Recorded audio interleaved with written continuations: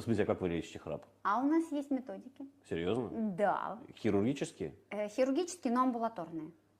Ой, господи, амбулаторное слово такое сложное. Амбулаторный, это значит, мы не кладем. За А. один день у нас вы приходите, мы лечим, убираем, и, соответственно, вы потом приходите, и все. Ой, это интересно. Это очень Да. сильно может спасти мою семейную жизнь. Да?